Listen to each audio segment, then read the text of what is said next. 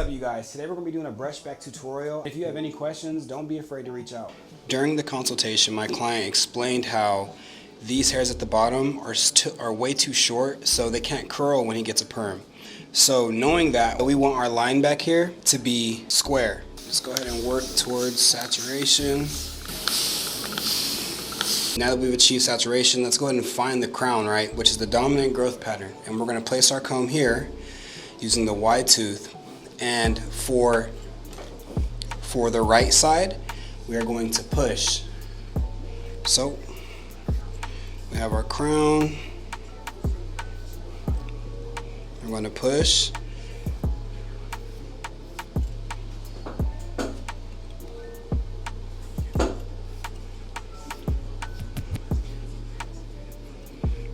And just like that, you have now sectioned out the parietal ridge. This is where the head begins to transition from the side to the top. Now, when you're on the left side of the client's head, we are going to pull. So the right side we push, the left side we pull. Center the crown, and we're going to pull. Whenever our comb gets stuck in the hair, we're not going to force it through. We'll just section that down, and we'll pick up again and pull again. Twist up and clip it up. Now that is out of our way. Because of the nature of a mullet, there's going to be 3 lines that we need, okay? So we're going to need this line here, which is going to be where our taper is, this line here in the back, and this line right here where our taper is, okay? So because we know we have 3 different lines, and all of which change based off the anatomy of the head and the nature of the cut, we're going to need to section out our lines. So we're going to start at the apex of the head, which is the highest point, and we are going to section away our lines, separating our work so we can focus on one at a time. We have now cleanly separated our lines so we can work and focus on one at a time. Because on this mullet we're going to have a certain length up top and we need to have a certain length at the bottom, to maximize precision we're going to set a base layer and a guide layer. In determining the base layer, we know our client wants this to be longer so it can be permed, because right now it's way too short in comparison to this up here. So what we're going to do is actually leave this and allow this to be an appropriate base layer for the bottom.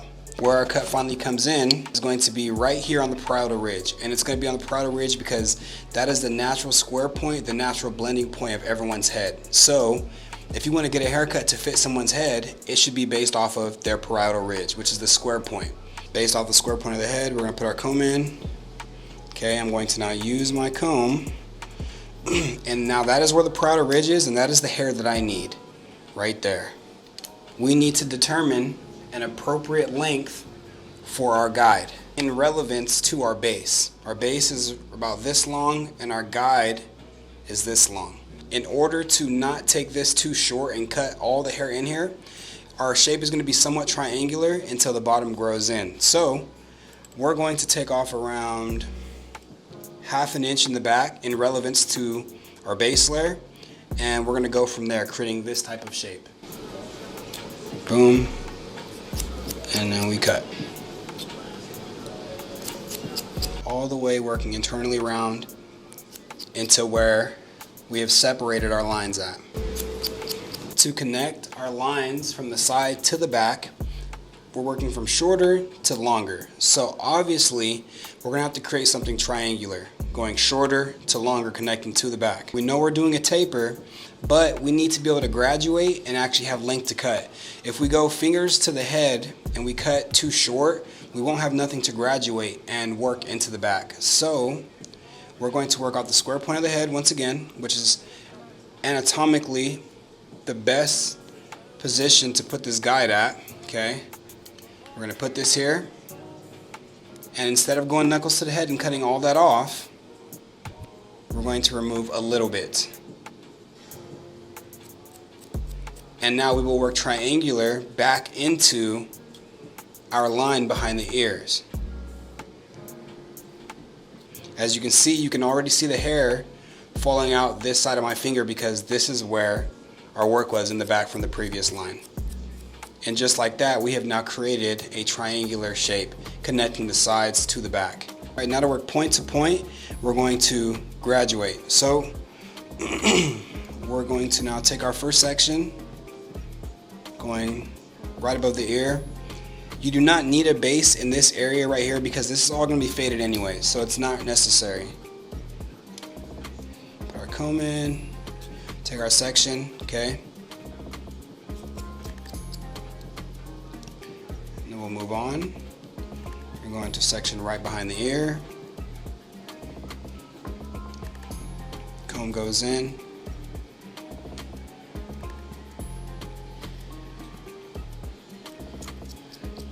We're going to start working point to point. We know our guide is going to be on the parietal ridge. It's going to be around here.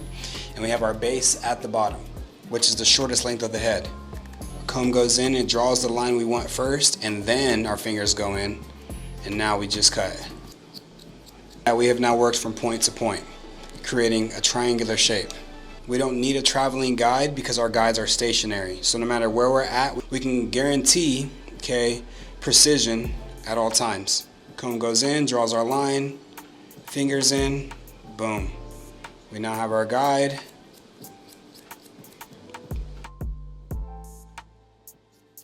Sides are cut, let's go ahead and cut the top. Our guide layer for the side is now our base for the top. It's our foundation, and this is what's going to lay on this. This needs to be good and correct because this has to lay on top of this. If this is unstable, this won't be able to lay on it. We're going to section down the middle of the head. From dominant growth pattern at the crown to the one in the center of the head, we're going to separate our zones and put them onto our foundations. Now that we've done that, the shape that we create horizontally, it's going to dictate the shape in the profile section, which is where the style, the characteristics of our hairstyle come to life. So meaning the horizontal shape we create, when it goes back up top, it affects this. So if we go square, this will be square. If we go triangular, this will be triangular. I want this mullet to be a little bit softer, but also maintain some like masculine features to it. And instead of pulling just straight square, unless that's what you choose you want to do, I'm going to now pull to my chest and choose a soft square shape and a nice softer elevation. Now in front of the ears, we can disconnect. So what I'm actually going to do, go to the front, and we only want to remove a little bit.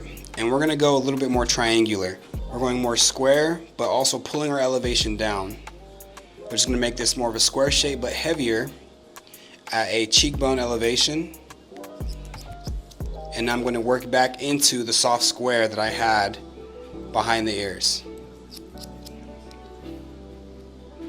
So we're still a little square right here. And now we can start jumping to our soft square. This is where personalization of the hairstyle comes into play. I'm going to section from the ears forward and not really touch that hair. I want there to be a heaviness and for there to be a peak. When we pick up the hair, you're going to see a peak.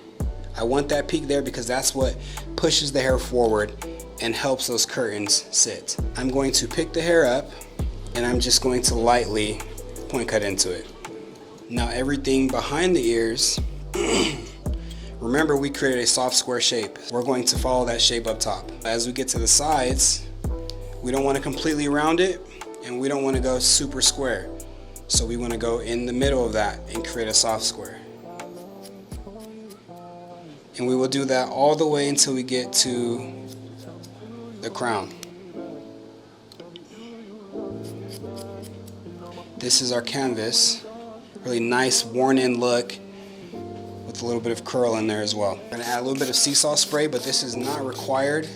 Sometimes I'll just add clay instead of a seesaw spray. A little bit of 245 indestructible clay. And we're going to just work this into the hair.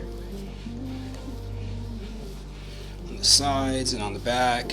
We're going to blow dry the exterior first, and then the back, and then the top, all right?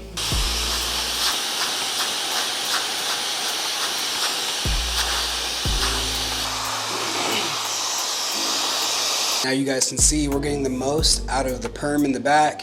after putting some product in, using the diffuser, and now we just gotta do our taper. All right, let's set our guide in. We're going for more of a mid taper. Shaver, 0 closed. Lever halfway to closed.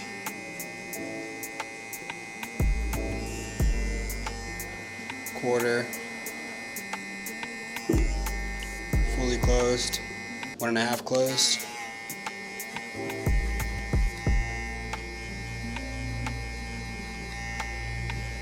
One halfway. Use our half guard to kind of tie it all together. 4 guard. 3.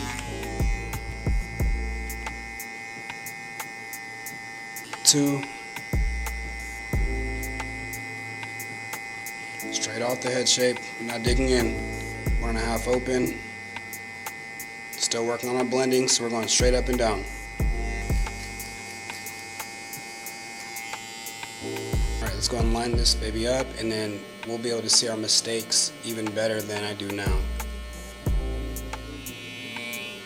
Start at the top, and start at the bottom, and now we just work and cut out the middleman, connecting the 2 dots. And now I can see that I have a little bit of refining to do right here and a little bit right there.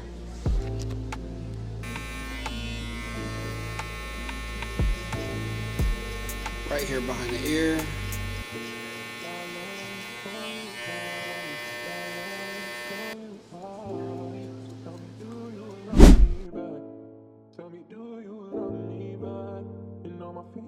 Always long for me, you're wrong for me.